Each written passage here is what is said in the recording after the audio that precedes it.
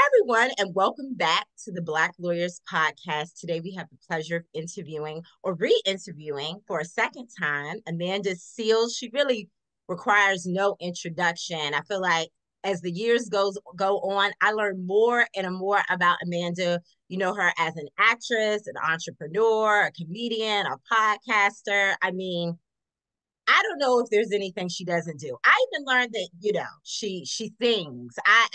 It's like, what does Amanda not do? Thank you so much for coming back to the Black Lawyers Podcast. How are you today? I'm well. How you doing? I'm good. I'm good. I'm good. So all of our episodes start off with a round of hot topics. So we're going to jump into those first, and then obviously this interview is about you. We're going to ask a couple more questions about you and your journey as a entertainer, Wait, hold advocate, on. activist, all those great things. So our first hot topic is the Diddy apology and your thoughts on should have he maybe just not said anything, or do you think it was appropriate for him to apologize now that the hotel footage obviously has been released of the then assault on Cassie Ventura 8 years ago? What are your thoughts? Well, it's not really an apology. I mean, he doesn't owe us an apology. And if there was an apology made to Cassie, then I don't know how legitimate that could have been, considering that since her allegations were brought to court, he has been denying them vehemently, even as he settled. So I think ultimately that apology, quote unquote, was really more so just a publicity stunt because most narcissists, which is what I deem him to be, they feel more pain in their uncomfortability than in the actuality of their actions. Mm, So no, I don't think that called for anything. And I don't think there's an apology. I think apology is a weird, context that he put it in because ultimately the only thing that should be said is that is unacceptable and no one should be looking to me as a point of reference on how to be as a man. It should instead of an apology, it should have been a self-deprecation seminar. mm, mm.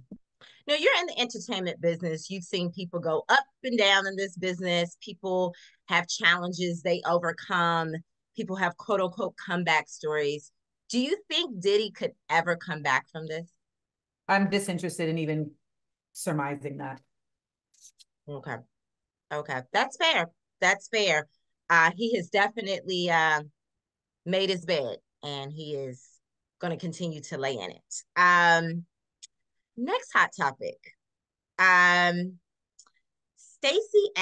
Abrams has been there's a video making its rounds. I know President Biden was in Georgia and I believe he got an honorary degree from Morehouse, which I don't know. I think that's funny. He got an honorary degree from Morehouse and he was in Georgia. And I know he also met with Stacey Abrams. And there's this video of her kind of bowing to him. It's kind of quick. I don't know if it was a joke. It was bizarre, to say the least. What are your thoughts on why she even did that or what that is all about? Because this is a Yale Law graduate who ran for governor. Obviously, she did not win. Um, but her kind of, curtsying to him. What are your thoughts on that viral video going around? I talk at length about this on my Instagram. On my Patreon. I did a very long video about the implications of this as it relates to intersectional politics. People were very bothered by my reaction to this video because they said that I shouldn't have anything negative to say about Stacey Abrams, that she has done so much for the Black community for voting rights, that ultimately she is quote unquote bona fide and thus is above and beyond reproach.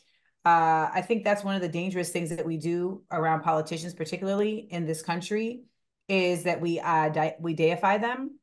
Yes, she is an organizer. However, she has run for office. And as we all know, well, maybe not all, but many of us understand that this political uh, the political government in America, the government in America, the political landscape in America is similar to the policing in institution in that it is inherently corrupt, it is inherently colluded and polluted. So in order to operate within it, oftentimes one's integrity does end up being questioned. That being said, the video, to my understanding, is that he said something to her like, oh, it's the Queen of Georgia. And so she curtsied in response to that. And that he then thanked her for all the efforts that she made in order for him to be elected. And then she hugged him. For me, as someone who is a staunch supporter of liberation and of the necessity for us to become far less blurred lined in our challenging of the norms of this nation, I think that these types of actions do hold much larger implications. Hugging someone who is complicit and explicitly funding a genocide with the same money that they didn't have to bail out Black people for loans, with the same money that they don't have for universal health care, with the same money that they don't have, or the same, I should say, the same money that they do have to increase policing, which we know subsequently affects most Black and brown communities more than anyone. To see that, it particularly in an election year, I feel like is it's triggering for a lot of people, myself included. So I think that what Stacey Abrams has done in the past was great, and this moment was not her greatest moment. Mm, mm.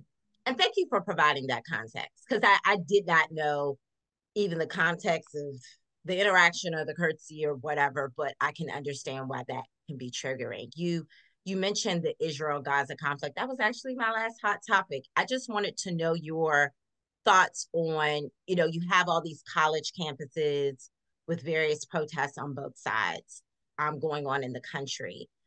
What is your response or take on someone that says Black people should stay out of it? Like, we need to stay out of Israel's business, Palestinian business. Like, it's not our business. What are your thoughts or response on that? I mean, it's just simply an uninformed take.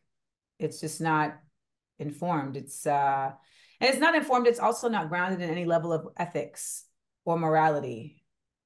When we talk about Black people marching for other people, I see people saying things like, we're always marching for everybody else. By the way, I don't see us marching for everybody else. I don't know where that narrative came from. Like in mass, I don't see that in mass. When I see people saying, where is the uproar for Breonna Taylor? Where's the uproar, et cetera, et cetera? And I'm like, do we not forget that in 2020, there was an entire Black Lives Matter movement? But I think what a lot of people fail to grasp, and I just want to make this point, is that America is a place that is very, very much based on optics, which is why we have presidents that are always clean shaven, which is why it was such a big deal that they didn't show that FDR was in a wheelchair, because they felt like Americans would think that he was weak. It is a country so based on optics that all of our government offices and the military wings, they all have publicity, PR firms, like PR wings, and they also have production wings where they are creating propaganda on a regular basis for Americans to consume. I say that, and I mean that because the meaning behind me saying that, though, is related to the fact that people are shocked that folks are up in arms about what's going on in Gaza, as if they don't understand that you're watching a genocide in 4K. That is going to make people respond. There have been police brutality going on in this country forever, since the post-antebellum South took place and police were even created. However, when we look at the biggest times that Black people have risen up in response to police brutality, it's one, when they saw the video of Rodney King, and two, when they saw the video of George Floyd. What happened in Ferguson was honestly a fluke in many cases, because there wasn't necessarily video evidence, but there was enough people that were able to very staunchly and ardently say this needs to become an issue. This needs to become something that is loud. That being said, as a Black person in America, if you see America enacting genocide against brown people, who, by the way, are not supported by any other Arab nations. So that's the other thing. People say, well, the Arabs don't support us. The Arabs don't support Palestine. Mm, That's what mm, that is what is being echoed by so many Palestinian people, is that where are our brothers? Where's Saudi mm. Arabia? Where's Jordan? Where's Qatar? Where are these? Where Egypt is right here. Is there a What's going reason on? why they don't, to your knowledge, support them? Because what's the benefit? Mm, yeah. And we as Black people need to understand that we have been so brainwashed in this country to really only pay attention to this country, that we are at such a deficit in understanding the geopolitical nature of this world and the way that America is involved in the empire of imperialism. And somehow we think that we are not affected by that. And we are inherently affected by that on a very, very, very, very direct level. The IDF, the IOF, the soldiers who are inflicting all of this pain amongst Palestinians, they are training American police, the same militarized police. The neck hold that Derek Chauvin did on George Floyd is a technique that he learned from the Israeli police forces. Mm. America sends its police to Israel to train on how they can suppress its masses. We are building 68 militarized police cop cities in America right now. Most people only know about Atlanta. Mm-hmm. They've already broken ground in Tennessee. They've already broken ground in California, in Northern California. They're trying to build one on the campus of a HBCU in Dallas. Mm. And so when we say things like this has nothing to do with us, that is wholly what they want you to think. They want you to think it has nothing to do with you. Because AIPAC, the American Israeli Political Action Committee, they lobby for only Israel's gain. That means that they are putting money in the pockets of politicians to not care about you. To not care about you. And it doesn't behoove. They literally have said that they consider Black Americans to be the biggest threat to Israel. So you think they're not going to make an effort to suppress Black Americans? Like, there really is a very clear thread line here. And it's not enough to simply say, oh, it's just too much, it's too complicated, because it's not. And we have to hold ourselves accountable for the information that we are choosing not to see, to allow ourselves to remain comfortable in our own escapism. We don't have time for this shit. We don't. And it is imperative that we start admitting to ourselves, hey, maybe I should know more. Maybe I should know more. Maybe I think I'm smarter than I am. That's what I had to do. 4 years ago, I realized, ooh, child, you really think you know something. And then 9 months ago, I said, ooh, child, you really thought you knew something. And it hurts my soul when I hear Black folks say that, because it's them walking themselves to their own grave. It really is. And the same people that are protesting on these college campuses to divest, because that's what's being protested. What's being protested is that college tuition money is being used to invest in resources that create apartheid and genocide in Israel. If I am putting money into my tuition, I do not want my tuition money to be supporting anything like that. And there hasn't been transparency. I, as a taxpayer in America, do not like that my money is being used in this way. So it's really short-sighted, and it really just ignores the fact that ultimately we are always going to take the biggest L. So if somebody else is getting the L, it's coming to us next. And we shouldn't have to wait for it to hit us in our face. No, that's a great way to think about it. As much as you're like, oh, that doesn't have, people are quick to be, oh, that has nothing to do with us. We're next on the chopping block. So we're on the chopping block. We're actively on the chopping block. There is a genocide that is slowly, consistently being made towards Black people on a regular basis in this country, just in the simple fact that we don't have access to healthcare because America didn't want Black people to have access to healthcare. That's why we don't have universal healthcare, because they were like, oh, we have universal healthcare, then Black people are going to get it. We don't want them to have it. Don't get me started. I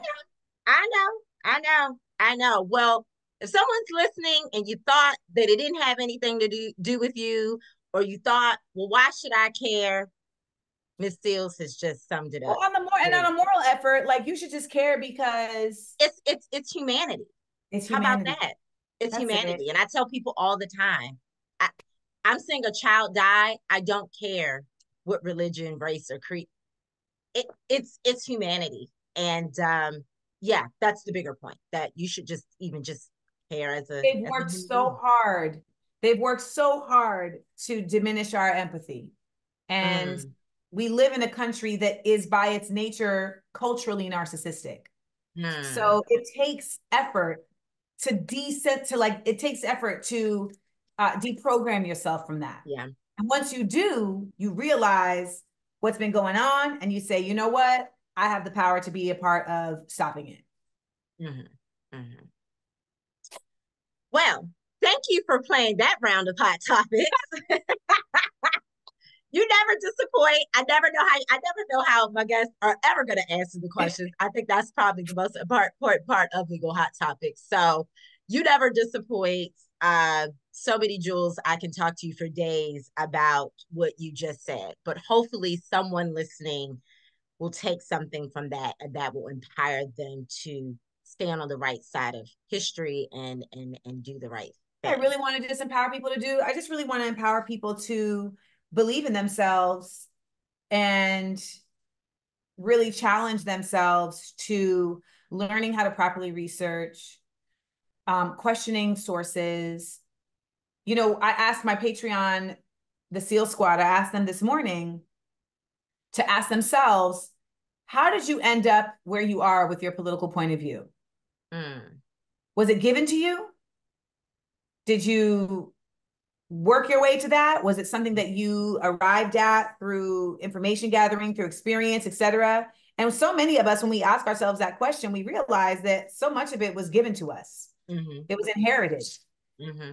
And we now need to shape our own political points of view and do so based on our own value systems that we have as adults, not just that we were given to, not that we were just given as children. Mm-hmm. Mm-hmm. Well, that's a great segue to your questions now that we're done with hot topics. Speaking of doing research, speaking of doing due diligence, a couple of weeks ago, you did a very, very viral interview with Club Shay Shay.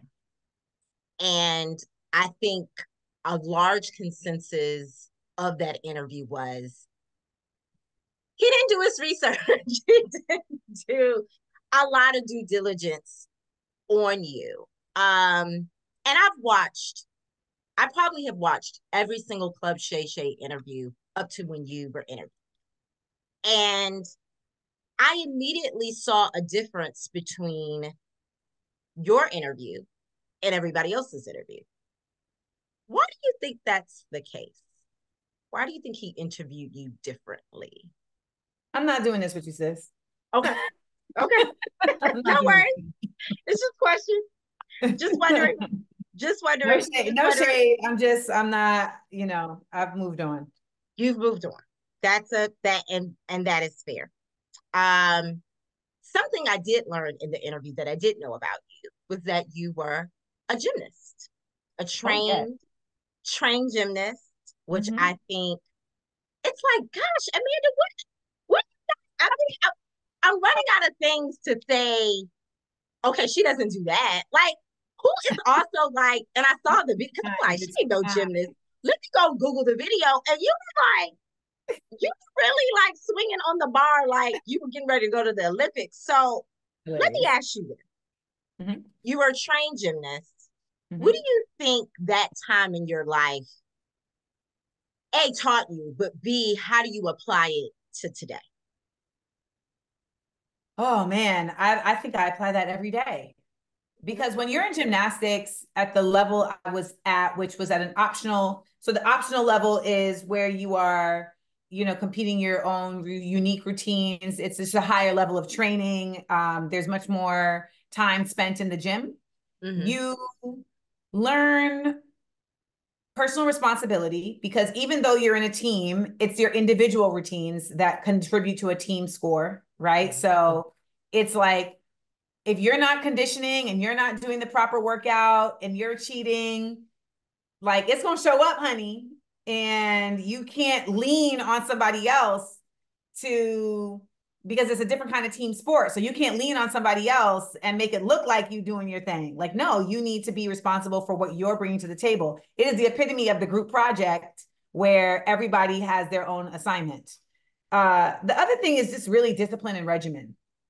And the discipline and regimen is imperative because when you're an entrepreneur or you are an artist in commerce and you choose to go an independent route, there's nothing really making you work except for you. So you the one who has to be self-motivated. You're the one who has to be committed to getting up every day and being creative and also adulting, being administrative, etc. So being a gymnast, you are definitely trained in the importance of discipline and not just the importance of it, but you get to see the results of it. You get to see the results of discipline. And I use that on a regular basis. I think also just gymnastics is one of these things where it's a sport where you're constantly having to impress yourself. You're constantly getting new skills. You have to try and fail. And I think being in that sport and just being trained to go for it, so to speak, no matter what, you're not really necessarily sure if you're going to catch the bar this time. You're not sure if you're going to land this time, but you just got to just get out there. That has really been something that I live by. And, I just try stuff. Might not work, but you got to have the fearlessness to try and to trust that now that you tried it, you can learn something from it. And I definitely took that from Jim. Yeah, I tell people all the time, I was a trained dancer. So I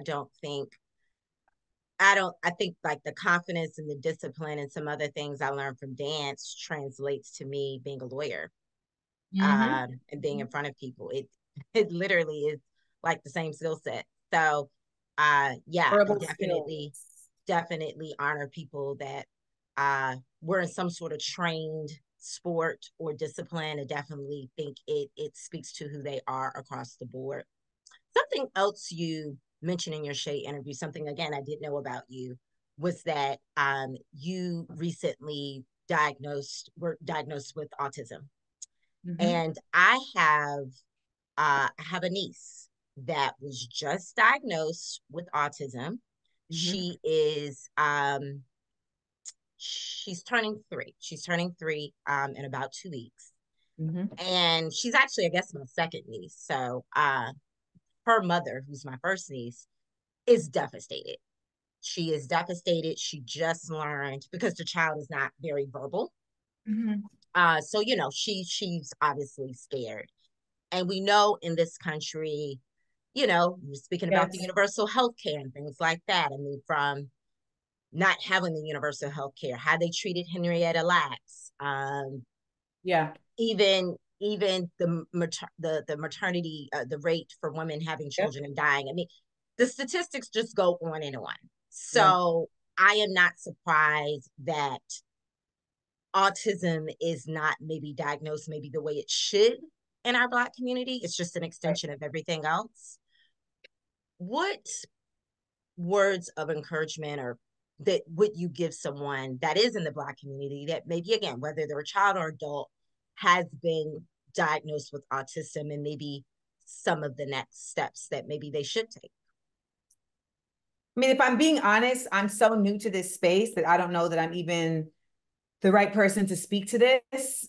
I know that people like Jodie Patterson and Holly Robinson Peete, as parents of autistic children, are really great resources for finding out how particularly to work with children who are diagnosed, particularly Black children who are diagnosed. Also the Autism in Black page on Instagram, that sister has really been doing a lot of work as well. For me, I think in general, it's good. I honestly think it's good that her mother is terrified because she won't be over comfortable. And there's a certain realism in that terror that will turn into actualization, I hope. because it says, okay, I'm over being scared and I can't be scared now because I got to be strong for my child who doesn't have the capability right now to and wouldn't anyways, right? Like even if they were a perfectly healthy 3-year-old that didn't have any neurological uniqueness, they would still need their parent to be up to bat for them. And I think that's really the truth, is that every child is going to be faced with some level of I don't know if difficulty is the right word, but some level of challenge. You know, my mom tells me that she knew that I was different and just didn't know what to do about it. That when she now has done the research, she said, you know, you exhibited all of these things.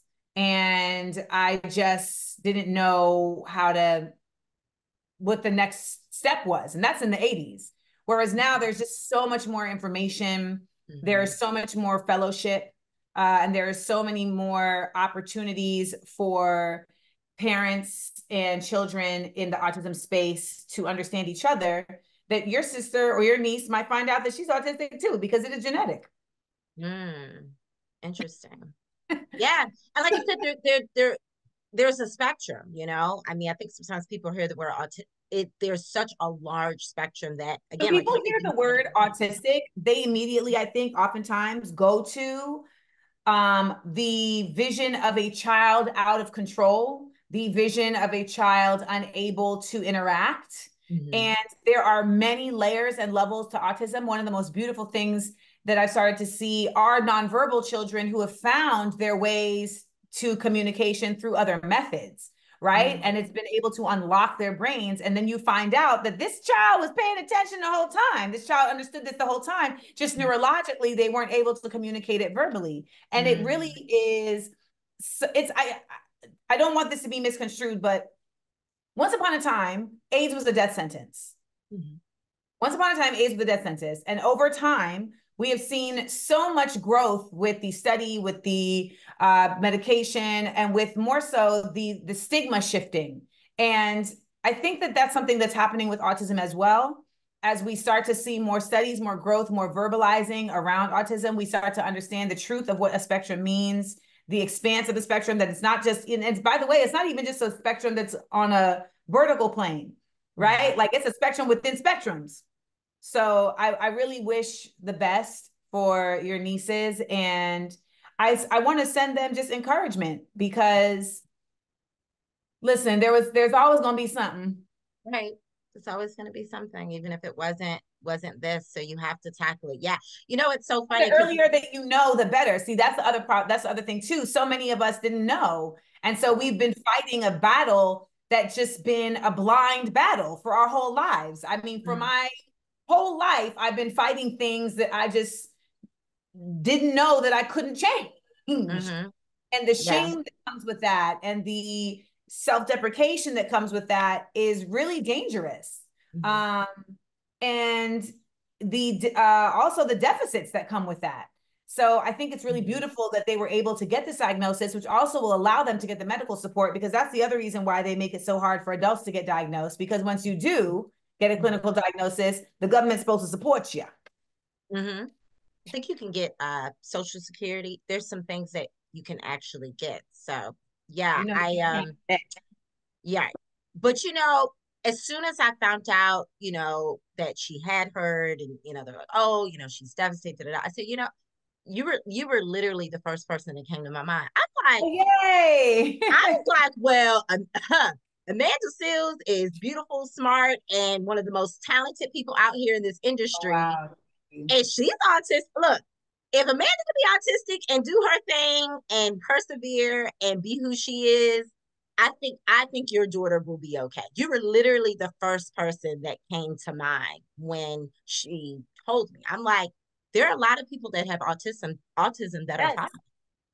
And I think a lot of people don't understand kind of the spectrum of things has a myriad. That's what I mean by a spectrum within spectrums, because there's a spectrum of struggle. There's a spectrum of, you know, what your limitations are to other people's limitations. A lot of my limitations are psychological, and neurological in the way that I receive information and share information. And it's the type of things that people wouldn't even really know about unless they know me, right? It's the type of things that I have struggled silently with that, folks would not even have an awareness about, but that I am constantly having to deal with, and only now finding out ways that I can manage these things and the uniqueness of how these things show up in my neurodivergence.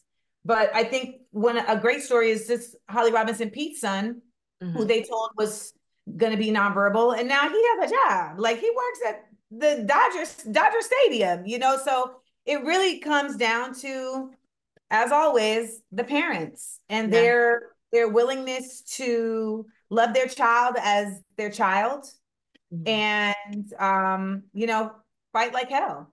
Yeah, for sure. Speaking of parents and kids and fighting like hell, you are a kid star. I know some people, I think most people know that you were on Nickelodeon. That's kind of how you got your start in this industry. Um, it's interesting. It took me a second to watch it, but I did watch Clyde on the set, because obviously I was curious to see what it was all about, because I had no idea all this was going on, obviously. But I know for you, that obviously was not your experience. So my question to you is, you kind of look at I guess, the racial breakdown of who was impacted by those particular scenarios on Quiet on Set, with, children essentially being preyed on, where they thought they could be safe and at work and be protected, by whoever was supposed to be supervising them. Do you think that the children that were maybe Black in these settings, at some level, their Blackness maybe protected them in this scenario, that maybe this is why, at least in this scenario, they weren't preyed on?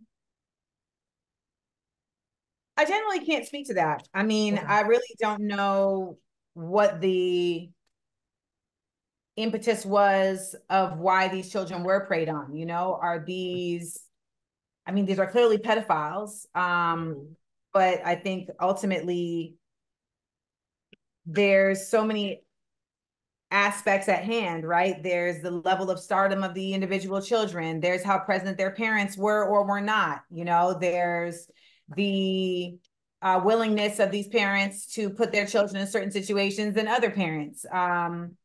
There's also just the uniqueness of the personality of these children, right? Like, I feel like I was always a loud child, and so predators really didn't feel safe, pursuing someone like me, because they know I'm a tell. You gonna tell. You're not gonna trick me. I'm a tell.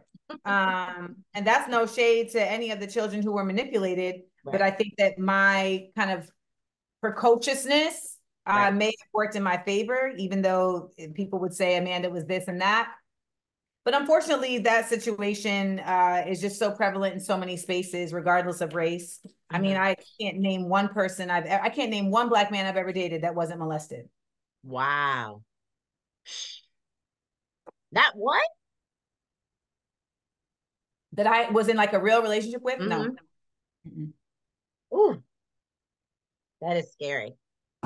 Whether it's a babysitter or a family member, and they'll talk about it like it's not what it is. And you're like, sir, that's like, that wasn't appropriate. Yeah. And it's unfortunate. You may not be putting it in that framework, but that's exactly what it is. Yeah. Yeah. I think a lot of guys look at it almost like a badge of honor, like, oh yeah, I had sex early. It's like, yeah, but that was a crime that was actually occurring to you. Yeah, and it's affected you in ways that you may not be even putting together. And that's the beauty of therapy, is that you start finding out that, like, certain things that you're doing are attributed to this whole thing over here that you didn't even think about.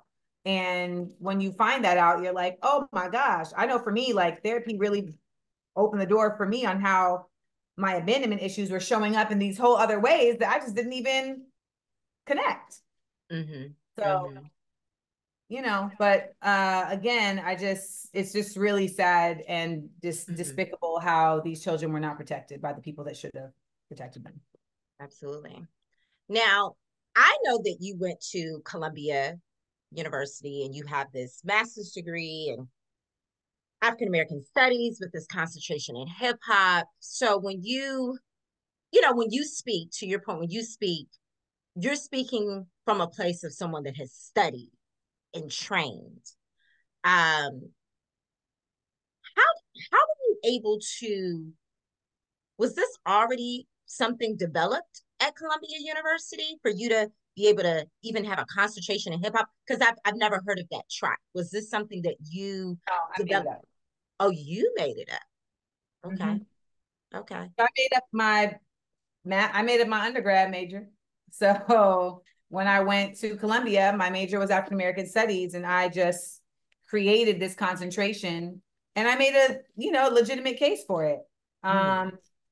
But I mean, that's really just like the track of my life. Like even my stand up, I'm on tour right now with the Unlikable tour, Mm-hmm. and at this point, I don't even consider myself a comedian. At this point, I'm just like I'm an artistic intellectual who uses humor to educate and entertain. Mm-hmm. That's what it is.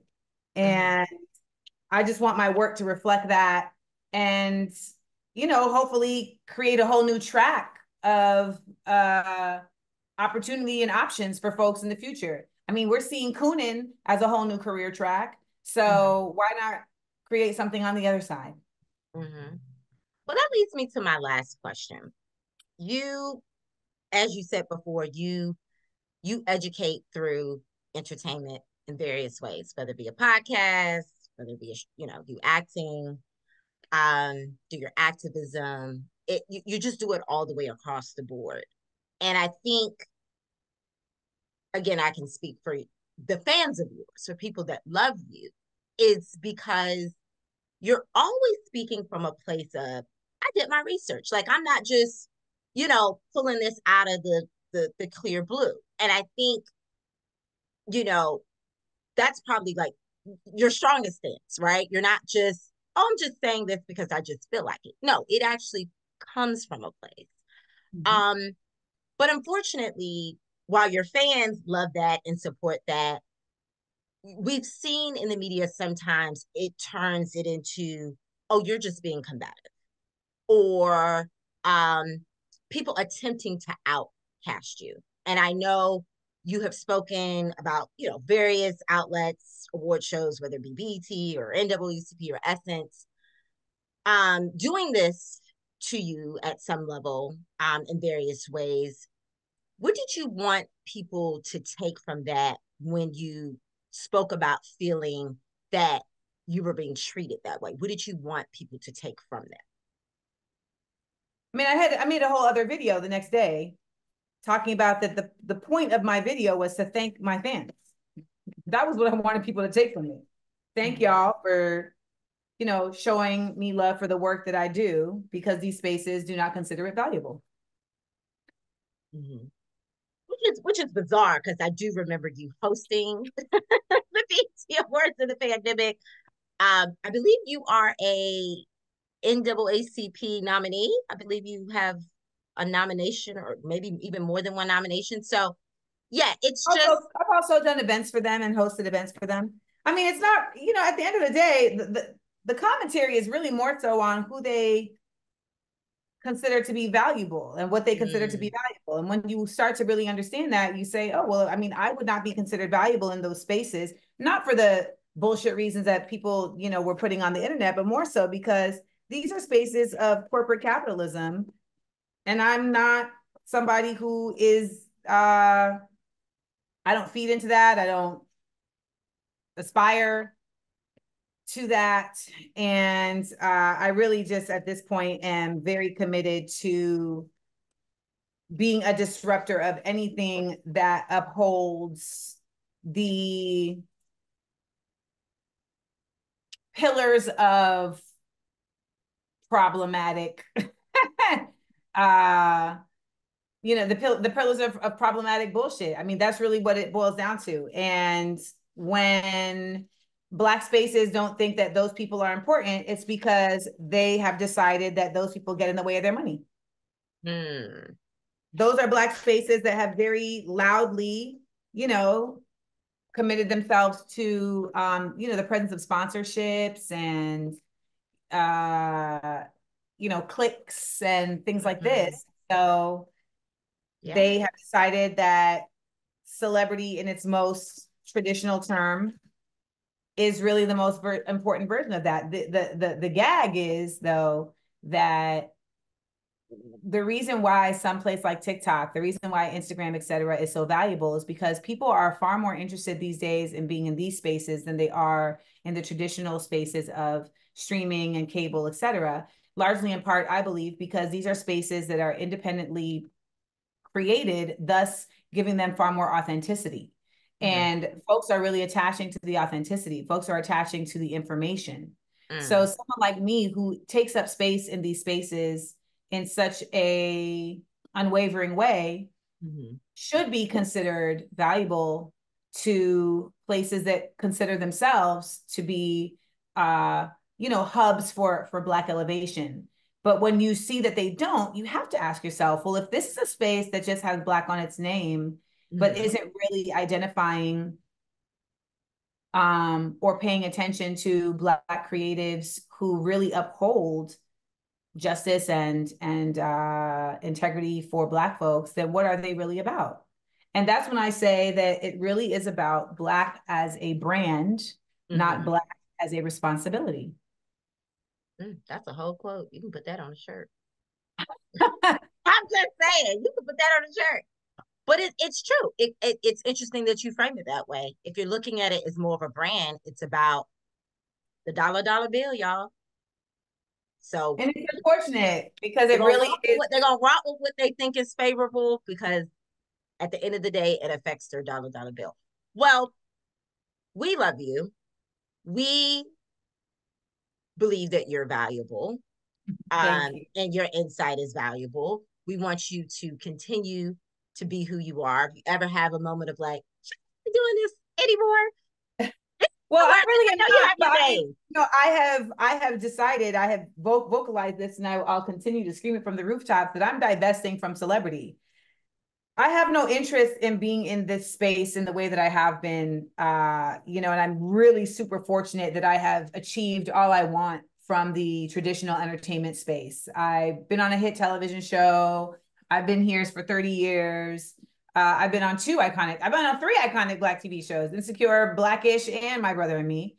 There really just isn't much more in this traditional arena that I'm interested in. And this idea around celebrity to me has become so vapid, and it is really also made folks it's made folks feel like they can deal with you in a certain way that I simply just don't want to be regarded. I mean, I think a lot of folks push back on my commentary because they're looking at me as, who does she think she is? She's an actress. Versus, this is an informed intellectual who has always a whole master's degree from Columbia University. I was remind people in the comments, she has a whole master's degree in this. Why are you arguing with her?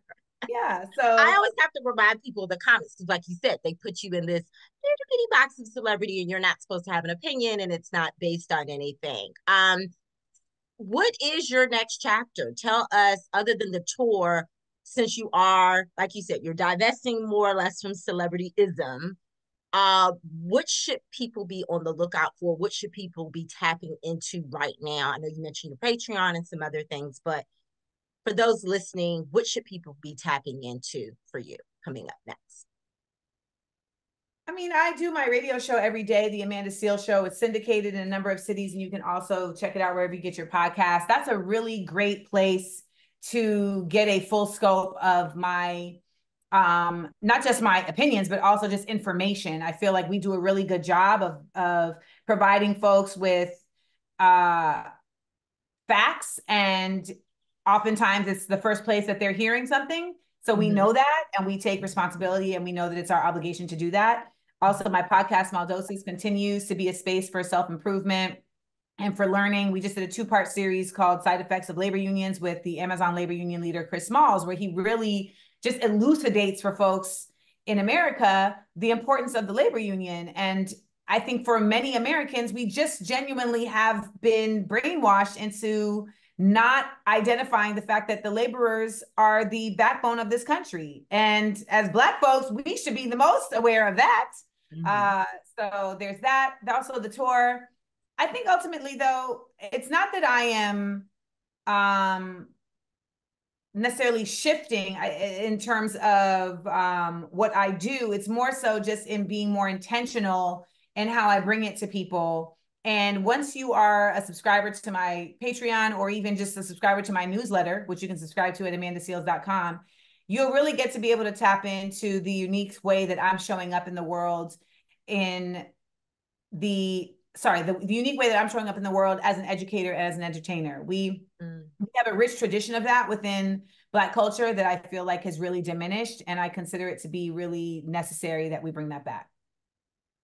On that note, we end with a Black Excellence Moment of the week. Our Black Excellence Moment shout out goes to Cameron Robinson. He is a 12-year-old that just received his associate's degree from Florida State College. Oh, He wow. started his college journey at 7 years old. And I know it's like, why? But he finished. He finished his associate's degree. He's planning on finishing his bachelor's at MIT in engineering. There's so much negativity in the news, so we try to bring Yeah. some Black positivity over Joy. here. Black Joy.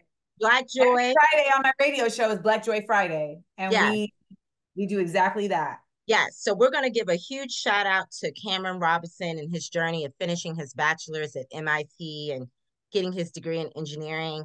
Um, we celebrate people getting their education and Absolutely. making themselves something in this world. So shout out to Cameron Robinson.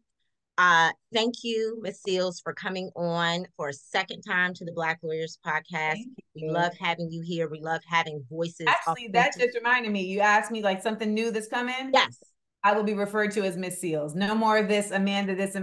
Okay. Okay. And look, I got it right. And I You didn't got even it right know. there. So it's grown up time. It's I grown got up it right. time. Yes, Ms. Seales, thank you so much for joining us. And as always, we're rooting for everyone Black. Yes, Everyone, take ma'am. care.